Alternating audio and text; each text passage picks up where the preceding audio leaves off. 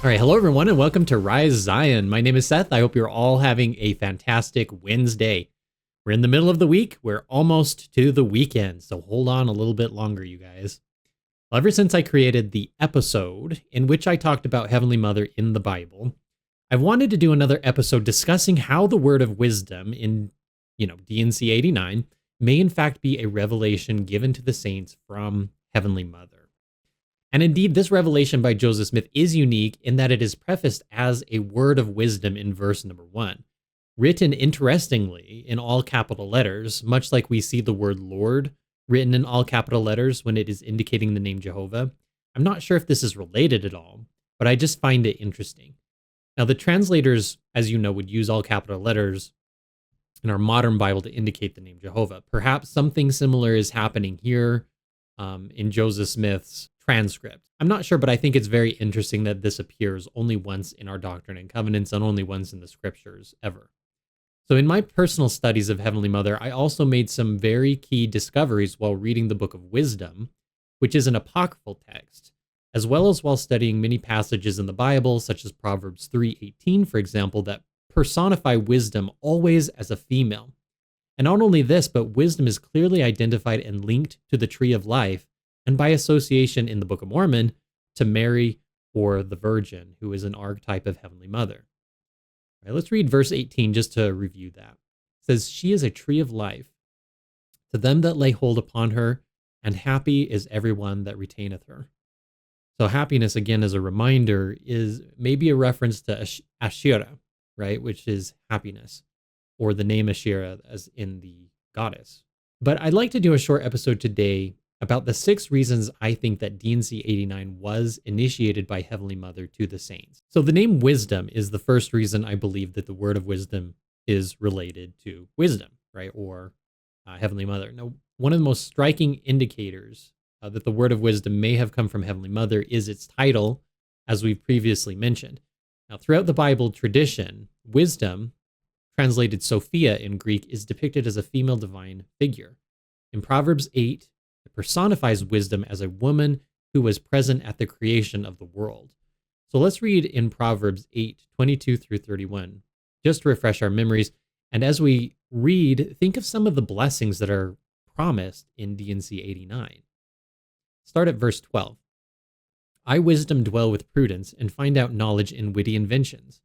The fear of the Lord is to hate evil, pride, and arrogance, and the evil way, and the forward mouth do I hate. Counsel is mine, and sound wisdom. I am understanding, I am strength. By me kings reign, and princes decree justice. By me princes rule, and nobles, even all the judges of the earth. I love them that love me, and those that seek me early shall find me. Riches and honor are with me, yea, durable riches and righteousness. My fruit is better than gold, yea, than fine gold, and my revenue rather than choice silver. I lead in the way of righteousness in the midst of the paths of judgment, that I may cause those that love me to inherit substance, and I will fill their treasures. The Lord possessed me in the beginning of his way, before the works of old. I was set up from everlasting, from the beginning, or ever the earth was. When there were no depths, I was brought forth, when there were no fountains abounding with water. Before the mountains were settled, before the hills was I brought forth." So that's very, very interesting, right? We see here that wisdom appears to be this divine feminine figure personified and seems to have been there before the world was, right? And within the text of the D&C 89, we read the blessings in verses 18 through 20.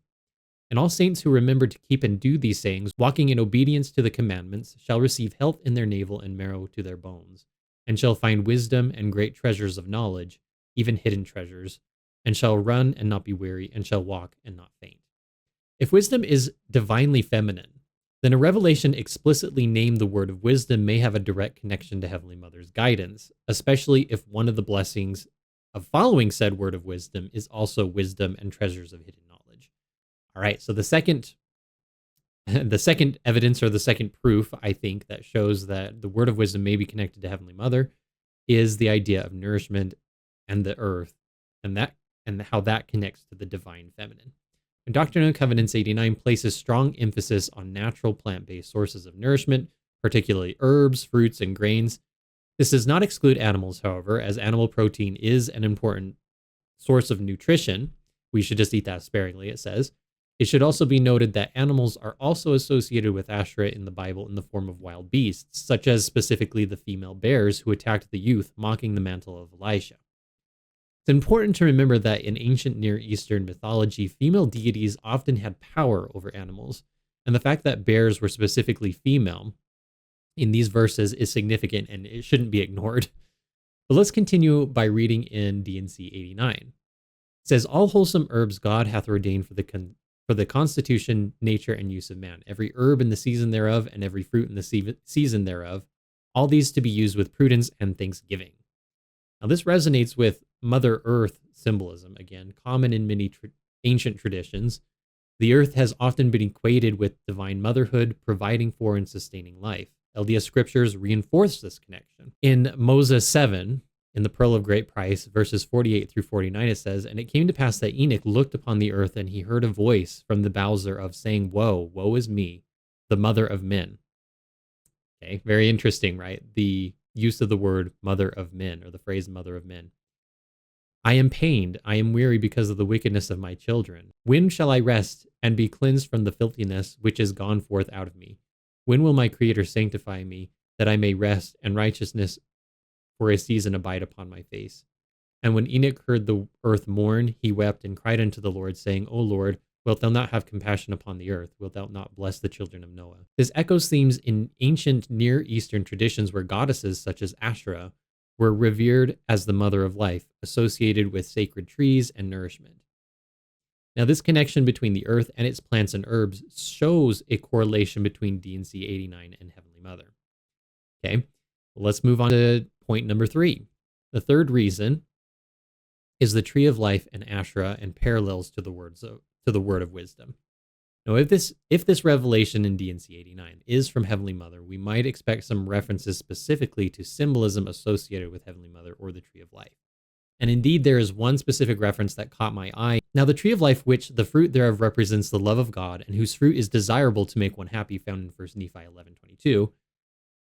Many biblical scholars believe that the tree of life in ancient Israelite worship was linked to Asherah, a divine mother figure associated with wisdom, fertility, and nourishment. Now, for more information on this, you can see the work of Margaret Barker in The Great High Priest, written in 2003. If the word of wisdom focuses on life-giving nourishment and wisdom, then it may mirror the role of the tree of life and Asherah as a divine life-sustaining force. Okay, so let's look at D&C 89 verses 14. It says, all grain is ordained for the use of man and of beasts to be the staff of life, not only for man, but for the beasts of the field and the fowls of heaven and all wild animals that run and creep on the earth. Okay, so the staff of life may be a connection to the tree of life, paralleling the staff of Aaron in the Old Testament, or even the staff of Moses when he held up the brazen serpent and the people looked at the brazen serpent and were healed, right? Now, for those of you who are not familiar with the story of Aaron's staff, I think this one's particularly significant. Moses gave him a branch at some point, and it began to blossom and bear almonds in Numbers 17, even though this was a severed branch, right? And this is seen as a symbol of this power, right? Now, this branch was placed in temples and tabernacles and was a representation of the divine feminine, according to many scholars. And it was for this reason that the Deuteronomists later removed this symbol from the temples as they tried to remove all references to Asherah or Heavenly Mother from the Bible's text. But anyway, this reference to the staff of life, I think in the Doctrine and Covenants, only appears once, as far as I can tell, in the scriptures. And it's right here in the word of wisdom, which seems remarkable to me and very coincidental, right? Now, additionally, we need to consider the symbolism of Christ being a representation of the fruit of the tree. So let's read, for example, in 1 Peter 2:24, which says, who his own self bare our sins, referring to Jesus Christ, in his own body on the tree, that we, being dead to sin, should live unto righteousness, by whose stripes ye were healed. Okay, so Peter in this verse, and Paul also, both refer to the cross as a tree. Okay, this harkens not only to the tree of life, but to Eve and to Mary and all female archetypes of Heavenly Mother who led to the eventual birth of Jesus Christ through the Davidic lineage, right? Um, it references how in sin we die, right? Through Adam we die, but through Jesus Christ we are all made alive again. Okay. Uh, but again, the fruit itself, the fruit of the tree, the fruit on the tree, specifically the fruit on the cross, is Jesus Christ himself. And Jesus said, I am the fruit of the vine, right? And we partake of his body represented by grain and his blood through the fruit of the vine, or through wine or water in our case. Now, both of these symbols, grain or bread and fruit and wine, are mentioned within the context of the word of wisdom in D&C 89. Okay, so that's very, very remarkable, I think. And I think that it bears deeper consideration than many of us would think, right? The staff of life is a common use of the word grain, right? However, it does have biblical roots, and we should consider that as we consider Jesus Christ as the bread of life, or as Jesus as the fruit of this tree. So the fourth reason why I think that the word of wisdom was given perhaps by Heavenly Mother was the fact that Emma Smith was a woman, and she was the catalyst for this revelation. According to historical accounts, Emma was frustrated with the use of tobacco in early church meetings and urged Joseph to inquire of the Lord about this matter. And as you know, Joseph Smith brought this to the Lord, and that resulted in the word of wisdom coming forth. Now, women have frequently played roles in receiving and transmitting divine wisdom in both biblical and LDS history, such as Deborah, for example, Esther, Ruth, Mary. And if Emma's concerns led to revelation, was she acting under Heavenly Mother's influence, perhaps? Now, this possibility suggests that divine feminine wisdom played a crucial role in shaping an important commandment for the Latter-day Saint people. So let's go to the fifth reason, which is the blessings of fertility and creation. So one of the lesser discussed things, or one of the lesser discussed blessings of the word of wisdom, is its positive effect on fertility. Abstaining from alcohol and tobacco is scientifically proven to increase fertility in both men and women, according to the CDC. This aligns with Heavenly Mother's role in giving blessings of fertility. So the promise of increased physical strength and endurance given in D&C 89 verses 18 through 21 could also be interpreted as increased reproductive health and vitality, reinforcing the idea that this revelation was designed to bless families and facilitate the creation of life, one of Heavenly Mother's primary roles. Okay. Now, number 6, the protection and the maternal instinct. Okay, so the word of wisdom is fundamentally a law of protection, promising that those who follow it shall run and not be weary, and that the destroying angels shall pass from them. Now, protection is a deeply maternal characteristic, and this aligns very well with the idea of Heavenly Mother, desiring to safeguard her children. Just as a loving mother would warn her children of harmful substances and provide them life-sustaining nourishment, the word of wisdom acts as a maternal safeguard, keeping the saints spiritually and physically strong, perhaps in preparation for building Zion even. So in conclusion, the word of wisdom has traditionally been seen as a health code, but when examined through the lens of divine femininity, it takes on an even richer meaning. It promises wisdom, a femininely divine trait, nourishment tied to the tree of life and the earth, and fertility, a blessing from Heavenly Mother, and protection, a maternal characteristic.